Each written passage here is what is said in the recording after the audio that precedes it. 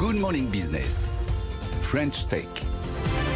Notre French Tech ce matin, c'est Dario Spagnolo. Bonjour. Bonjour. Vous êtes président d'Oclock, des formations intensives. Vous avez été créé en 2016, des formations pour les développeurs, des formations à distance dans des conditions d'une vraie classe. Expliquez-nous comment ça fonctionne.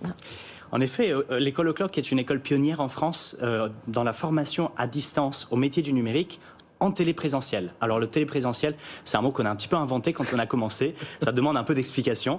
En gros, c'est les classes virtuelles. C'est le fait d'être connecté en même temps que d'autres apprenants et en relation permanente avec les formateurs. Donc c'est pas des vidéos enregistrées comme on a l'habitude de voir les formations à distance en général. Là, il y a vraiment une notion de direct que vous connaissez bien. Il y a une véritable interaction, ce qui n'est pas exactement. Et c'est cette interaction-là qui permet également d'arriver à des taux d'engagement et de taux de complétion, c'est-à-dire qui empêche les personnes d'abandonner, de décrocher pendant les formations, ce qui est un vrai problème dans la formation à distance. Et donc nous, on le résout avec la présence humaine, donc des formateurs en chair et en os, qui assurent des cours à distance pendant 6 mois de formation à temps plein. 6 mois au lieu de combien de temps habituellement pour former un développeur par exemple? Alors 6 mois, c'est déjà court, c'est déjà intense.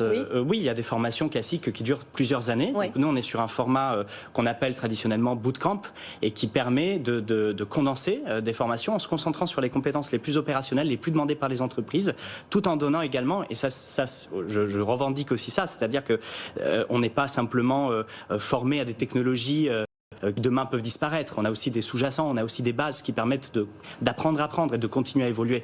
Alors Dario, vous êtes là aussi parce que vous avez annoncé il y a quelques jours une levée de fonds de 4 millions d'euros. Pourquoi faire? Pour continuer à vous développer, pour continuer à former des futurs développeurs. Et alors vous dites aussi, il faut les recruteurs en amont. Voilà, on ne peut pas former les développeurs si on n'a pas les recruteurs. Est-ce que c'est aussi dur de trouver les formateurs en question que les développeurs eux-mêmes finalement? Oui, mais c'est même plus dur.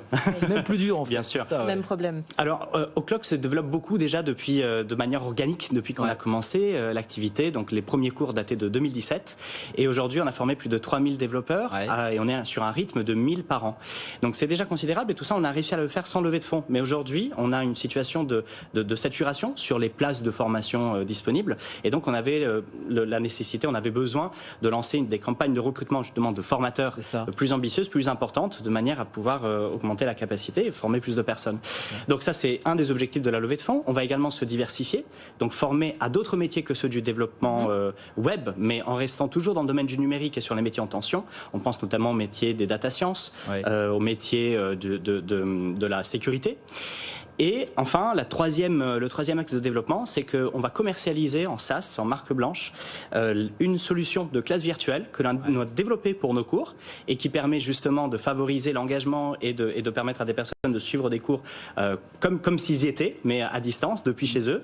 Et donc, on va le commercialiser à d'autres écoles et d'autres organismes de formation. Et ça, justement, à terme, c'est appelé à représenter quelle part de votre activité dans ce que vous vous fixez comme objectif? Alors, on verra bien, parce que c'est un grand pari quand même. Il y a des concurrents, et les concurrents, ce sont ceux qu'on attend le moins. Ce sont par exemple des Zoom ou des Google Meet qu'on connaît, qui aujourd'hui ont une offre qui est très différente de celle qu'on peut proposer, parce que c'est surtout adapté à des visioconférences, mais c'est dans la tête de tout le monde. Donc il va falloir, on est sur un marché qui est, je dirais, immature en fait, parce qu'il n'y a encore pas énormément d'écoles qui se disent « Ah tiens, il me faut une solution spécialisée de classe virtuelle ». Puisqu'on parle de ça, vous nous disiez, on a formé combien de développeurs jusqu'à présent? Dario, vous me disiez un petit peu plus de 3000. 3000 jusque-là, et on est sur un rythme de 1000 par an qu'on va également doubler, je pense, dès l'année prochaine. Vous les trouvez. Il manque combien de développeurs en France aujourd'hui? On nous parle de dizaines de milliers de postes vacants, je crois. Oui, absolument. Là, on estime, les dernières statistiques que j'ai lues citent 80 000 postes dans le numérique dès cette année et 190 000 d'ici 2022. Ça vient d'où ce problème, alors que les postes sont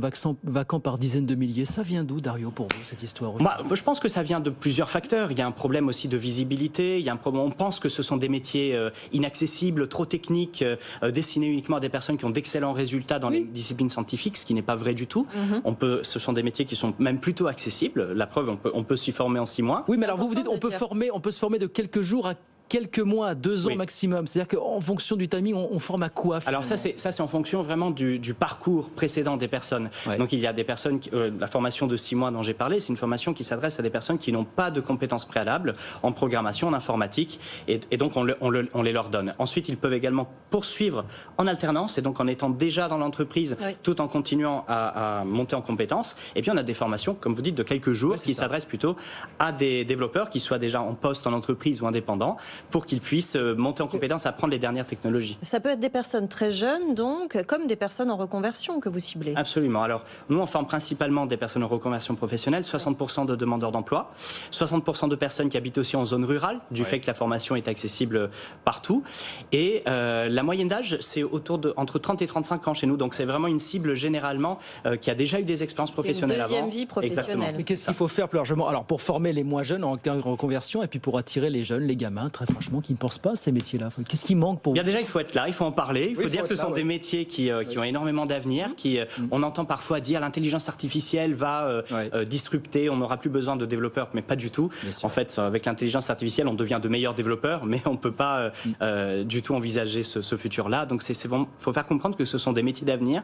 Ce sont des métiers pour lesquels qui sont ouverts à tous, pas forcément accessibles à tous. Par contre, ça, je tiens aussi à le préciser, on entend parfois tout le monde peut devenir développeur. Tout le monde peut se poser la question, tout le monde peut se confronter à ce métier. Au moins se poser la question. Absolument. Nous, on accompagne aussi les personnes à prendre cette décision-là. Donc, dans la préinscription chez O'Clock, on a le chemin vers O'Clock qui permet de se tester, de voir si on est fait pour ce métier. Le prix de la formation, très rapidement, on rappelle qu'elle peut être payée par Pôle emploi et être dans le compte personnel de formation également. Hein. Absolument. Alors, aujourd'hui, on est sur un prix de 6 500 € qui va être augmenté aussi au cours de l'année prochaine. Et 50% de nos bénéficiaires bénéficient d'une prise en charge au moins partielle et plus de 20% d'une prise en charge intégrale.